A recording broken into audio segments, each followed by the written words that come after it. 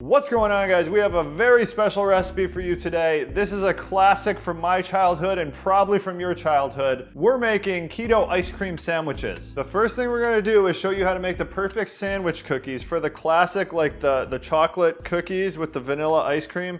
Just like the cheap stuff. They're like 50 cents each. Those ice cream sandwiches, that's what we're making today. And we're gonna fill it with this ice cream. Mammoth Creamery is sponsoring this video, and they got 3 new flavors here. Vanilla, that's what we're gonna use for the ice cream sandwiches. And probably my favorite flavor here is gonna be this guy, butter pecan.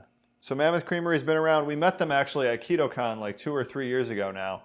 Really good stuff. They were nice enough to give us a special deal for you guys. It's use the code KetoConnect and you get 15% off on their website. I'll link it down below. Now, let's get started with the ice cream sandwiches. The base is gonna be butter, and then we're using some 100% pure dark chocolate. You can find this pretty much anywhere. I think they got this at Walmart these days. We're using Lindt brand. First thing we're gonna do though is melt 12 tablespoons of butter. So that's a stick and a half. So we melt the butter in the microwave and then we add the chocolate to it. It's kind of like doing a double boiler. Is it boiler or broiler? I never know that. Double boiler, but it's just easier and you can use the microwave. So we'll add the 12 tablespoons of butter and now we'll just melt this in the microwave. Very important when you're melting the butter is you just want it to barely be melting. You can see there's still some full in there. You don't want it to be boiling and like burned. And then I like to just break up the chocolate and add it in. If it doesn't fully melt, since this is a lot of chocolate, we can pop it in the microwave, but be very gentle with it because chocolate can burn pretty easily. We may need to pop this back in. I'm gonna pop this back in the microwave just for like 10 or 15 seconds so the chocolate fully melts. Chocolate is just about fully melted. Next, I'm gonna add the sweeteners here. So this is erythritol, 6 tablespoons. This is a sweetener we commonly use with all of our low carb baked goods and stuff. And we have a full blog post explaining the ins and outs of keto sweeteners if you wanna read up on it. This will add some good sweetness because the chocolate is not sweet at all. We are also gonna add about 15 drops of liquid stevia. So now we're just gently gonna mix that in. Okay, now we're gonna get to the rest of our ingredients, and we got our hand mixer here. So as I add the eggs, I like to beat them just to make sure they don't burn or cook as you add them to the hot liquid. So we'll add 3 eggs. I like to just do this.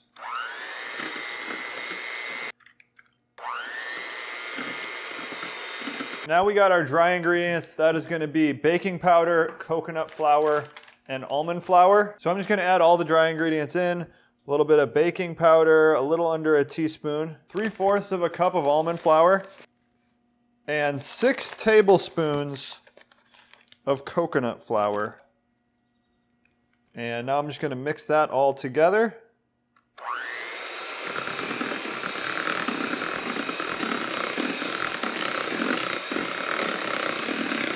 So it's almost kind of like a brownie batter. You can see it's pretty thick. We have a 9x9 brownie pan here, and I also have some parchment paper. I'm gonna line the brownie pan with the parchment paper. And this is a pro tip Mega taught me. If you spray the bottom, it helps the parchment paper stick and it's just easier to align how you want it.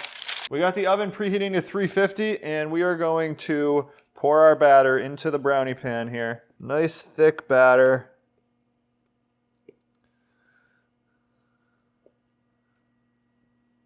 Now we're just gonna spread the batter out. And it should be, you know, on the thinner side because you gotta think back to your childhood or maybe last night. The ice cream sandwich cookies are on the thinner side. Okay, so our cookie is ready to go. You can see it's probably like almost 1/2 inch, I would say, covering the bottom of the pan. So we're gonna bake this at 350 for 8 to 11 minutes. We'll come back and I'll show you what's next. Cookies are out of the oven. You can see baked up perfectly. Now, very important step here is we're gonna let this cool completely. We're gonna put it in the freezer. This has to be fully frozen before we move on. So we're gonna pop this in the freezer, probably like what, an hour or 2? We'll be back with the rest of the recipe. We are back and the cookies came out perfectly. I'm gonna remove them from this brownie tray. Now, here's what we got. We got the Mammoth Creamery's ice cream here.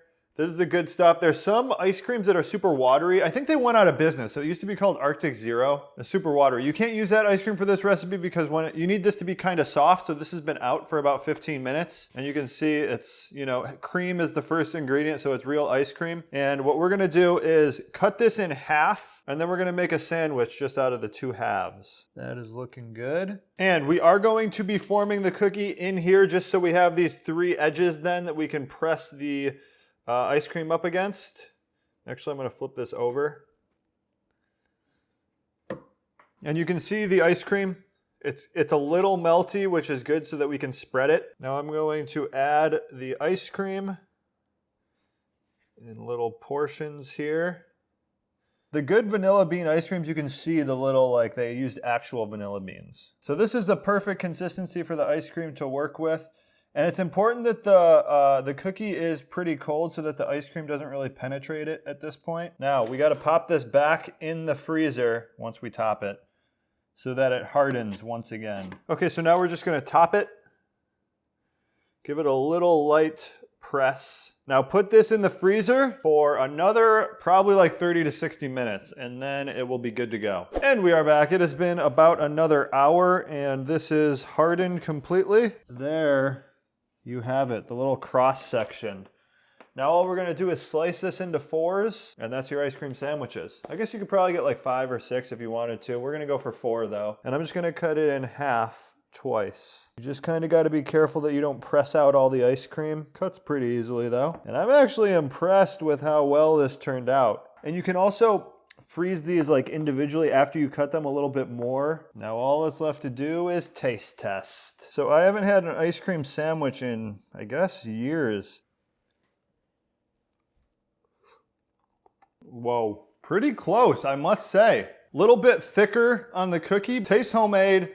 The dark chocolate is not too strong. Usually when we do stuff with dark chocolate, it just like takes over the whole recipe. Not really the case here. The vanilla bean ice cream really comes through strong. Really good recipe. Little complicated, I guess. There's just a lot of places where you can mess up along the way, but if you follow the instructions in this video, I'm sure you'll have success. I would say, I think any of these would go pretty good in the ice cream sandwich. Probably vanilla is the best though. But again, guys, thanks to Mammoth Creamery for sponsoring this video. Down below, there's a link and you get 15% off using the coupon code KETOConnect. So check that out. Link down below is also the recipe blog post for how to make this recipe. That's gonna do it for this time, guys. Thanks for watching.